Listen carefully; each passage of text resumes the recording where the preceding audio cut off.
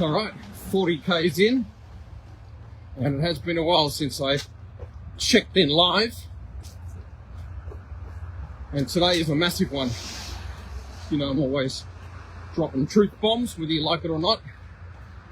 This one's massive. I learned it myself a while back. Just had to remind you and myself. The Underdog. Yes, we all love the Underdog stories. Rocky movies, obsessed.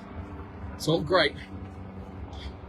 But there's a trap when it comes to holding on to that underdog. We think we're holding on to motivation and whatever to get us where we need to go. I'm here to say it's a massive trap. It might work on a couple of occasions when you really want to succeed in something and you're trying hard. So you dig into some of that old past struggle as fuel, and yeah, you might just get over the line. Most of the time, you're pretty exhausted from it, and you're exhausted from not the win that got you there, but holding on to that underdog mentality from the past. That's exhausting. And then, of course, you get there and everyone celebrates you. You say, oh, how hard it was. And you dig into his war-torn story. And the cycle continues when you try and succeed again. You just tap into that process. And yeah, it might work for you. But long term, it's going to keep you stuck. So instead of trying to bring up that underdog every time you want to try and succeed, because most of us have a fear of losing, just keep focusing on winning. Don't go back into the pain cave for fuel, because that will just set you back. And all that stuff you're dragging from the past has nothing to do with you winning today. You think it is, because you're reliving it in the now, and you're like, oh God, this is so painful. It feels like yesterday when I got treated like shit and bullied and blah, blah, blah. And I get all that. And trust me, I've been there plenty of times. Using that doesn't last. It just makes winning painful. That's why people struggle to try and win, because they think it's so hard. It's actually not as hard as you think. Hence the word think. Winning is just taking action and not dragging a whole ton of negative past bullshit disguised as the underdog to get you there. Yeah, sometimes succeeding is hard, but don't take that route. It's not going to get you there long term. It's a trap. I know some of you folks don't want to hear it. I've had several abusive messages at me over the years of people holding on to their precious pain and story so they can justify their success. That's great. But if you've already succeeded and you've used some of that underdog stuff, try your next success attempt without using that. You'll be surprised how quick you can get there and how much you can win. There's also something attached to this. Sometimes we win at things and it's so easy, and others usually say, oh, it's so easy for you, so what do? We feel guilty. So we try and make it like a real struggle to prove to those people that it's harder than they realise. But in actual fact, winning isn't that hard at all.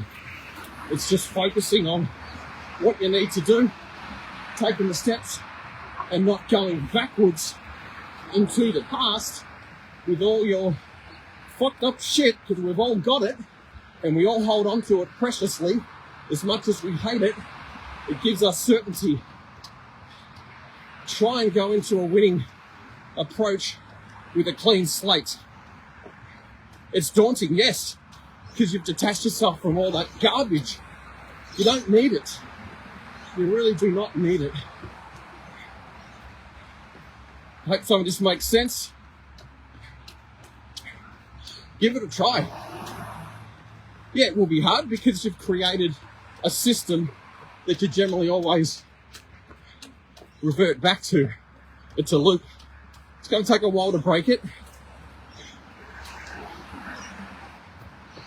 The next time you want to try and succeed at something, big or small, don't worry about putting yourself in the underdog mode, because that'll trap you. You'll think you've got your system. Every time you want to try something, oh, it's going to be so hard. As I said, you've got a system that's built around that, it being hard, because you're going with the underdog mindset that everything's against me, the world's against me. This might not work out, and sometimes you don't win. But it's not as painful if you don't bring in that underdog with you. And then you go, okay, what did I learn? How can I pick things up and make it work next time? It's a massive one, I know.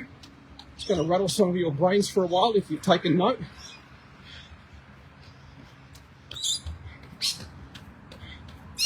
Again, with these runs as an example, I do them every week. I just don't post about them as much because I said enough. But today I felt like sharing this because I don't use anything from my past.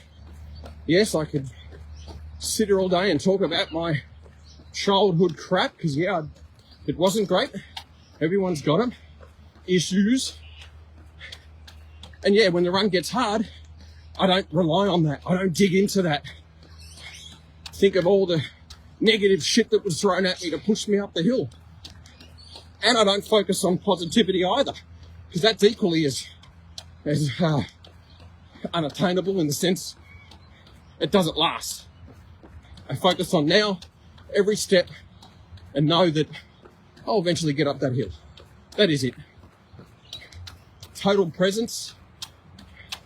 And of course, good self-belief. So there you go. The underdog. You hear it with sports teams, you know. Yeah, you got to back the underdog. When you're called the underdog, you have this extra pressure to prove yourself to those that are doubting you. So again, listen to that language from others. It's bullshit. Just think, I'm going to win this, whatever you're trying to attempt, and don't worry about that title, because it just sets you back, or it makes you feel like you need to prove something. I'll prove them. They call me the underdog. No, let's just wait till they see me. How much extra pressure do you put yourself under? Immense. And yeah, if you win, then you're like, yeah, fuck you, I told you so. But you're exhausted at the end of it, right? So the next time you want to try and win, you think, oh, okay, I got to go through, quote, hell to get that win. Because last time it was hell. Because everyone said I was an underdog, and I believed that because I believe what others said, which was absolute bullshit anyway. So just be mindful of this underdog mentality, society bullshit. Yeah, sometimes things are harder for you than others, but just keep focusing on winning. And when it comes to winning, it doesn't always have to be an external win. The winning is who you became in the process of that challenge. Trophies, medals, fuck all that garbage. That's external. Half the time they sit in drawers and rust. It's all about who you became. That's the winning lesson. That's the stuff you take when it comes to what I'm talking about. So try it next time if you're attempting something, and don't go into it with the underdog, the world's against me, because you're just putting unnecessary pressure on yourself, and it's a strain. And if it's a physical activity, your body's going to be even more affected because it's under mental stress.